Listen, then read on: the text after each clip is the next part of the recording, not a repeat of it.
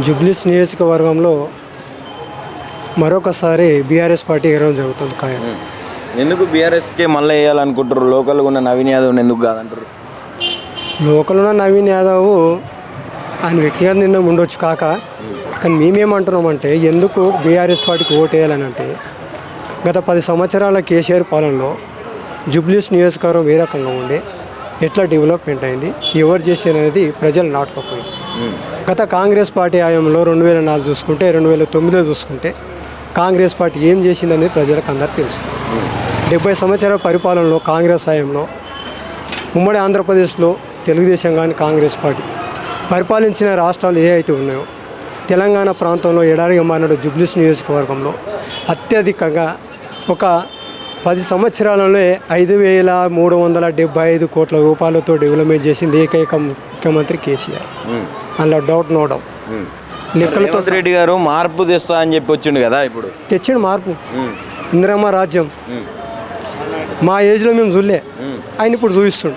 మా తాత ముత్తాతలు అన్నారు ఇందిరమ్మ రాజ్యం అంటే ఎమర్జెన్సీ రాజ్యం ఉండేరా, ఎక్కడైనా గాడలో బట్టలు ఇప్పించి కొట్టినరా, తెలంగాణ ఉద్యమంలో 350 మంది చంపిందిరా ఇందిరాగాంధీ విన్నావా. ఇంకోరేంటంటే ఇంకో నాయకుడు సిటీ కాలేజీలో జై తెలంగాణ అంటే 707 మందిని చంపిదిరా కాంగ్రెస్ పార్టీ. మళ్ళీ సోనియా గాంధీ నాయకత్వంలో 1,200 మంది చంపిదిరా. మా ఏజ్ వరకు తెలిసింది మాకు. ఇందిరమ్మ రాజ్యం అంటే రేవంత్ రెడ్డి ఇప్పుడు చూపిస్తున్నాడు, అది ప్రజలకు తెలియదు. ఇందిరమ్మ ప్రజాపాలన ముచ్చట, ప్రజాపాలన అంటే గాలికి వదిలేసిరండి. 6 గ్యారెంటీలు 400 హామీలు, 6 గ్యారెంటీలు 4 గంటకు పోయినాయి. 400 మంది ఇచ్చిన హామీలు వాళ్ళు మతి మర్చిపోయారు. వేయడానికి శాతం అయితే లేదు ప్రభుత్వానికి.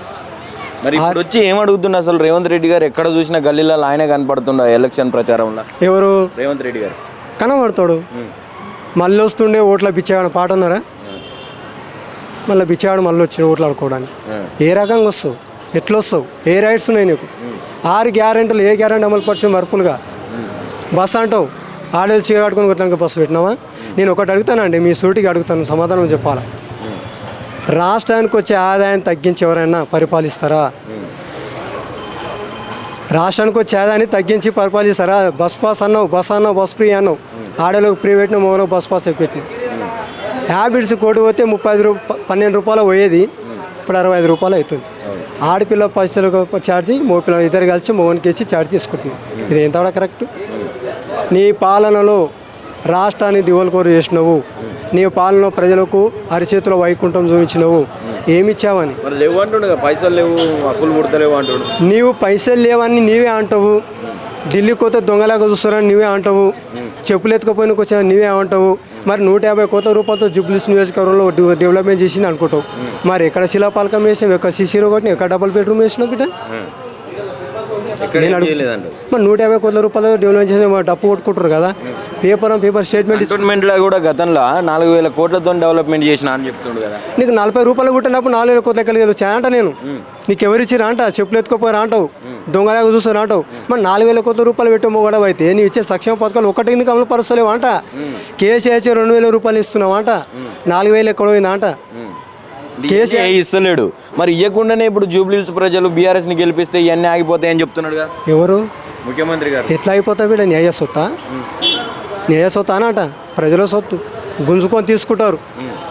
నీవు ఆపేసి ఆగేది కాదు. ఇది ప్రజాక్షేత్రంలో ప్రజలతో ఎవరు పెట్టుకున్నాడు భూస్థాపితం అయిపోతాడు అనుకుంటుంది రేవంత్ రెడ్డి గారు. ఈ రోజు ఏదో జిమ్మిక్కులు చేసి లాబింగ్లు చేసి నేను మళ్ళీ గెలుస్తాను కళా బ్రహ్మ ప్రజల్లో నాటకపోయింది. కేసీఆర్ సంక్షేమ పథకాలు జూబ్లీస్ నియోజకవర్గంలో లేని పథకాలు ఇచ్చింది కేసీఆర్. ఈ రోజు అవే పథకాలు మళ్ళీ జూబ్లీస్ నియోజకవర్గంలో మళ్ళీ మాగని సున్నితంని గెలిపిస్తూ ఉన్నది. వాళ్ళకి అలాగంటూ ఉన్నారు మా గెలుస్తాను. ఎట్లా గెలుస్తారండి? 2,000 ఇస్తే 4,000 ఇస్తున్నావు, తులం బంగారం అన్నావు, డబుల్ బెడ్రూమ్ అన్నావు, స్కూటీలు అన్నావు, ల్యాప్టాప్లు అన్నావు, 2,500 అన్నావు, గ్యాస్ ఫ్రీ అన్నావు. ఏడున్నాయండి? ఎక్కడిచ్చినావు? నీకు ఏ రైట్స్ ఉన్నాయి మాట్లాడనీకే? జూబ్లీస్ నియోజకవర్గంలో నీకు ఏ రైట్స్ ఉన్నాయి ఓట్లు అడగనీకే అంటాను నేను. ఎట్లా అడుగుతున్నావు? పెద్ద గొప్ప జరుగుతున్నావు. బీఆర్ఎస్ పార్టీకి ఓటేస్తే రేషన్ బియ్యం కట్టంట, బీఆర్ఎస్ పార్టీకి వస్తే 2,000 రూపాయలు పింఛన్ కట్టంట.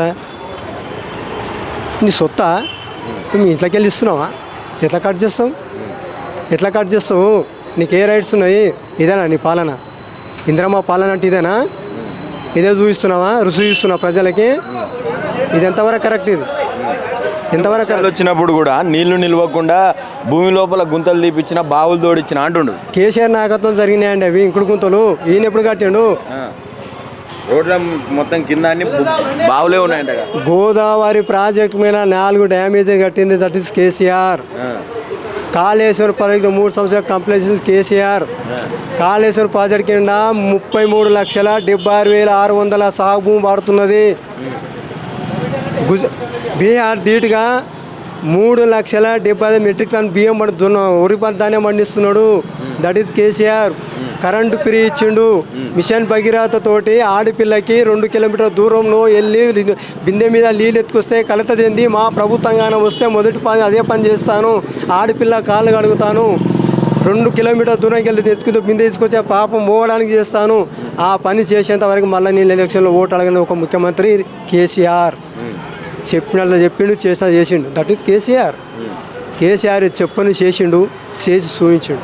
నీవు చెప్పినవి మాయం చేస్తూ ఉన్నావు, బొబ్బలు కొట్టుకొని తిరుగుతూ ఉన్నావు. కేసీఆర్ నీకు తేడా గదే.